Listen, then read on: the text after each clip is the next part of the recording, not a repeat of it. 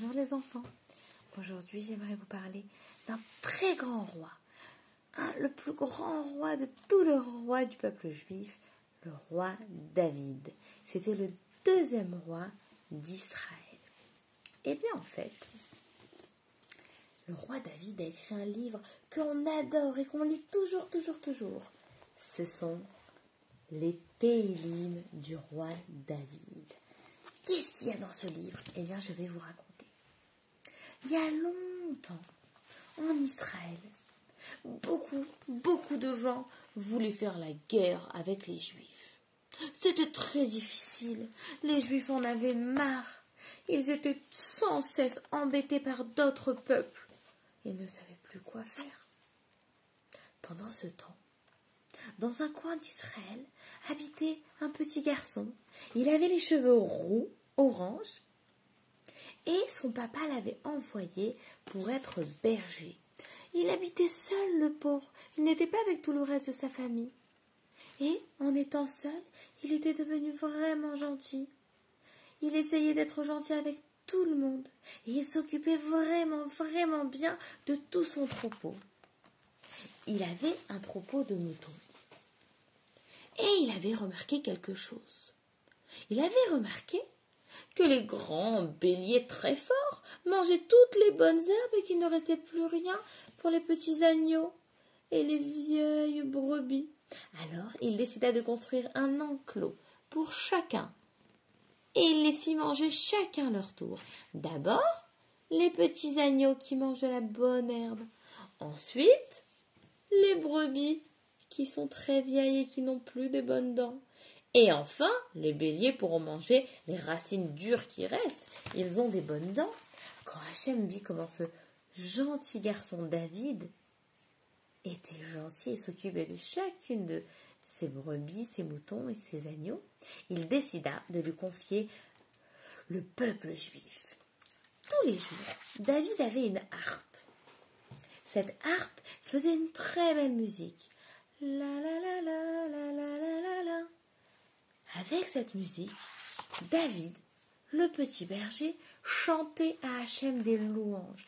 Hachem, c'est toi le meilleur, c'est toi qui es gentil, tu nous donnes la vie. Et il chantait des belles chansons à Hachem. Ces chansons, les enfants, que le roi David, qui était qu'un berger à ce moment-là, que David le berger chantait, ce sont les chansons qui sont écrites dans les Télim. Hachem les aimait tellement qu'il a voulu les entendre encore et encore. Et d'ailleurs, les enfants, un secret. Mais quand nous, on lit des Télim, c'est comme si David, le gentil berger, lui-même était en train de les lire.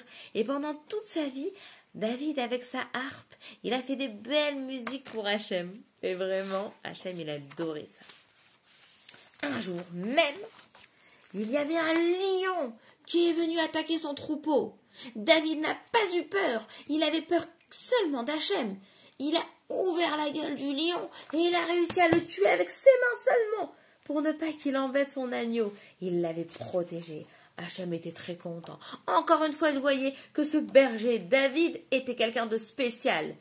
Il s'occupait très bien de son troupeau. Il était très gentil avec tout le monde. Il était courageux et se battait pour protéger son troupeau.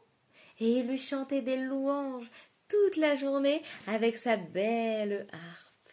Alors, il décida de le récompenser. Et il envoya un grand tzaddik, le Navi Shmuel, le choisir, lui, David le berger, qui faisait des louanges à Hachem toute la journée, pour être le prochain roi d'Israël. Le Navi Shmuel lui mit de l'huile sur le front, et c'est comme ça qu'on reconnaissait les nouveaux rois. Mais, comme vous vous rappelez au début, il y avait beaucoup de pays qui combattaient Israël, et les pauvres juifs n'étaient jamais tranquilles. Les frères de David le berger se battaient contre ces méchants qui embêtaient le peuple juif. Mais il y a eu un danger très grave, et tout le monde avait très peur, tout le monde tremblait. On a peur. Pourquoi avait-il peur? Parce que parmi ceux qui se battaient avec les juifs, les méchants Philistins qui voulaient tuer les Juifs, il y avait quelqu'un de très méchant qui était géant. Il s'appelait Goliath. Ce Goliath voulait vraiment tuer les Juifs. Il leur faisait peur tous les soirs au moment où il faisait le schéma. Vous les Juifs, venez, je vais vous battre avec vous. Envoyez-moi le meilleur guerrier. Et celui qui gagnera aura gagné la guerre. Mais tout le monde avait tellement peur parce qu'il était géant. Personne ne voulait se battre avec lui. Ils avaient trop peur. Et les Juifs ne savaient pas quoi faire. Le roi, qui s'appelait le roi Shaoul, le premier roi d'Israël, avant le roi David, il a décidé d'envoyer quelqu'un. Et là est arrivé David le berger. Il venait apporter quelque chose à ses frères qui se battaient, qui étaient des soldats. David a dit quoi? Ce méchant géant Goliath fait peur aux Juifs? Moi je n'ai pas peur, j'ai peur que d'Hachem. Moi je veux bien me battre avec lui. Hachem, j'ai confiance en toi. Le roi Shaoul a dit d'accord, laissez ce berger David se battre. David a pris une pierre, il a pris sa lance et il l'a lancée très fort. Goliath a rigolé en voyant David. « Mais t'es tout petit, c'est moi qui va gagner !» Mais quand David a lancé sa pierre, la pierre est rentrée dans le casque de Goliath qui est tombé et David a gagné. C'est David qui avait gagné Goliath le géant. Et grâce à lui, les Juifs n'ont plus peur. Hachem était vraiment content. Et après, c'est David qui est devenu le roi après le roi Shaoul et qui a fait que pendant toute sa vie, il a protégé la terre d'Israël. Il a fait la guerre pour que les Juifs n'aient plus peur de tous ceux qui voulaient se battre avec eux. Et Hachem aimait beaucoup le roi David. Il est devenu roi, on lui a mis la couronne. Et il continuait à chanter les louanges et à écrire ses livres de Téhilim. Mais est arrivé le jour où il est reparti chez Hachem. Et ce jour, c'était Shavuot. C'est un jour de Shavuot où la Neshama d'Hachem, elle est remontée où la Neshama de David est remontée chez Hachem. Mais toujours les enfants, toujours, il nous a laissé les Téhilim, les chansons qu'il chantait à Hachem pour lui dire que c'est le meilleur. Et quand on lit les Téhilim, c'est comme si le roi David lui-même les avait lus. Alors, lisez tes Téhilim et surtout à Shavuot.